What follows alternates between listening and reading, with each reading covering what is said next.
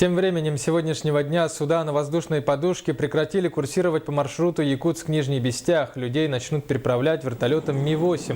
Вылетать он будет с аэропорта Маган по мере наполнения пассажирами до посадочной площадки Манитах в Нижнем Бестяхе.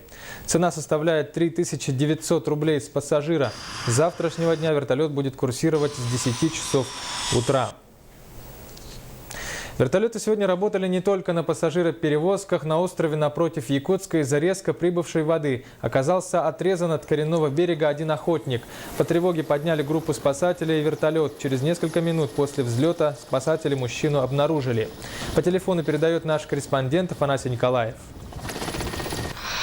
Буквально через несколько минут после вылета охотник был обнаружен. Он находился на крохотном участке суши. На минимальную площадку вертолетчика полярных авиалиний совершили буквально филигранный заход. Спасатели эвакуировали охотника, он не пострадал. Кроме того, с помощью вертолета был совершен профилактический облет прилегающих территорий. Было обнаружено еще 2 группы охотников, но они отказались от эвакуации. Поисково-спасательная операция прошла успешно, спасатели возвращаются к месту дислокации. Афанасий Николаев, НВК «Саха», акватория Рихилена.